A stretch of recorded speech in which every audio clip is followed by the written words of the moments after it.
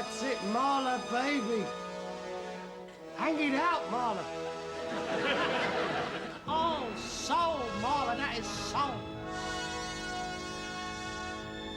Right on, baby.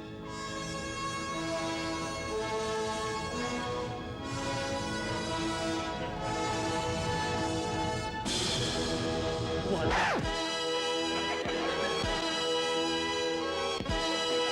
Repeat that, repeat that.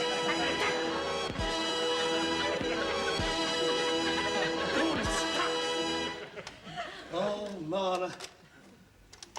Compared with you, Picasso's a load of old crap. Oh, God. What time is it?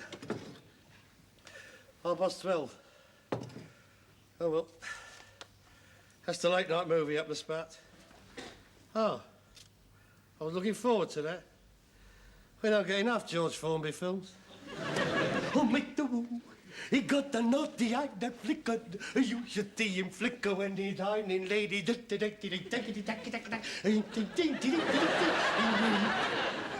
No, you're quite right. Well, suppose I better lock up the stately home. Oh, my master shot. He won't feed my little brom.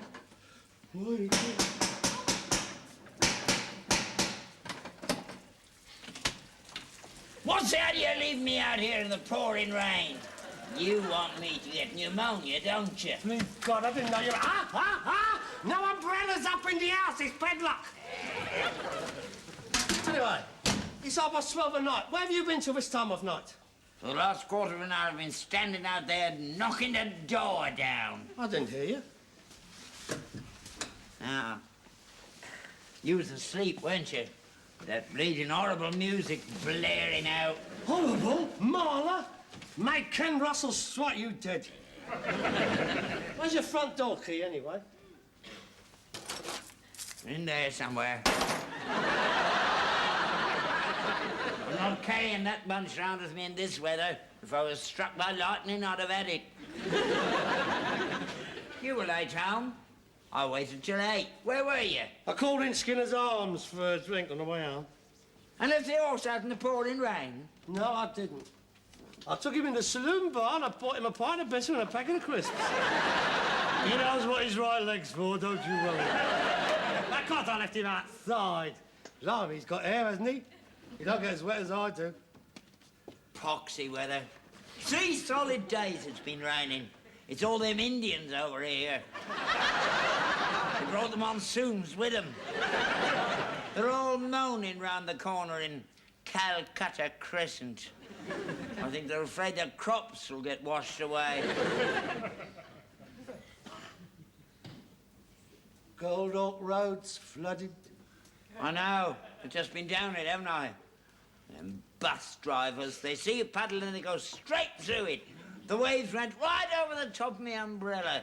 Standing there like a drowned rat I was. Well, it's your fault. You should be out this time of night in this weather at your age. Where have you been? I've been out. I know you've been out. Where? Oh, it ain't your kung fu night, okay, John? It ain't your old-time dancing. And it ain't your cordon bleu cookery classes. You ain't been going to them cordon bleus lately. I think you've been playing the wag, judging by that load of old rubbish you served up last night. That was a cock-o' van. That was a cock-up. I don't know where the van coming. Well, there shouldn't be feathers in the gravy, sure. Oh, God, that's for tonight. God help. That was lovely. That was rubbish. A bit of beef in pastry. It's not little bits of beef in pastry. If you're going to criticise my cooking, get the name right. It's Boof Wellington. I wonder where my last pair got to. Where have you been? Mind your own business. It isn't my business. I'm responsible for you. 12:30 at night, roaming the streets in a plastic Mac. And what are people going to think?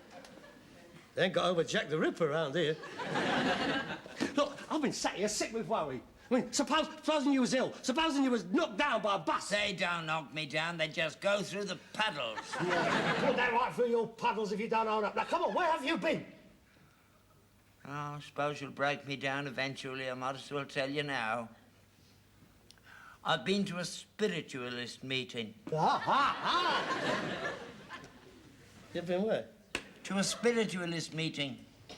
You haven't? Not really. Yeah, I have. I've been in contact with the dead. I bet that scared him. What do you mean? You have been in contact with the dead? I have. I spoke to Dan Leno tonight, and Henry VIII. Dan Leno and Henry VIII? Are they doing a double act? I think. Henry, who was that lady I thought you with last night? That was no lady. That was my fourth wife. Boom, boom.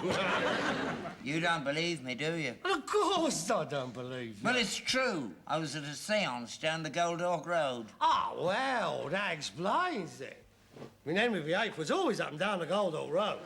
And you couldn't keep him away. I think you had a bird down there. So, let me get this straight. You have been sitting there in the Gold Hawk Road, in a parlour, in the dark? Yeah, 6 of us all round a table holding hands. And then all of a sudden, she goes into a trance. Who does? The medium, Madame Fontana. And she introduces a spirit guide. A Red Indian? Yeah, how'd you know? They're always Red Indians. Yeah. Well, this one's Geronimo.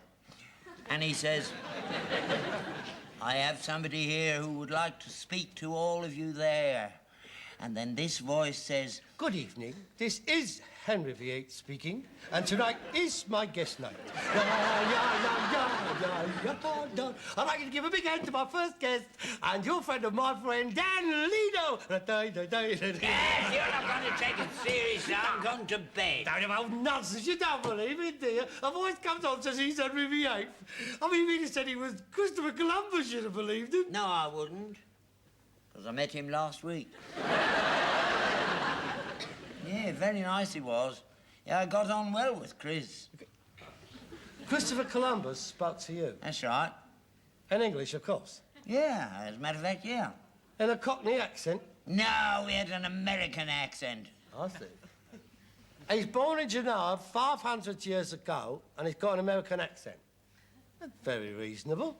Well, he discovered it, didn't he? Probably rubbed off on him. But it's a take-on. I mean, you hear a few voices. That's some old bird doing a Mike Yarwood, and you get sucked in. I mean, after the show, you bugger a father, you're aimed out into the Gold Hawk Road, and you get half-drowned by a passing bus. It's also pathetic. You're so sceptical. He spoke well of you. Who? Ghandi. Ghandi? I've never met Ghandi in my life. Oh, you don't have to meet him. They know all about you. You're taking the gypsies, aren't you? He said, don't worry about Harold. He said, he's going to do all right. I am all right. I don't need Ghandi to tell me. Oh, God, I've been waiting for this. I've been watching for the first signs of senile decay, and now we've got it. It's all over. My old man's a nutter. He's got squirrels. No, Harold, it's very real. They're all up there waiting to contact us, all sitting round waiting to be called. Sounds like round the back on the Michael Parkinson show. No, look, Dad.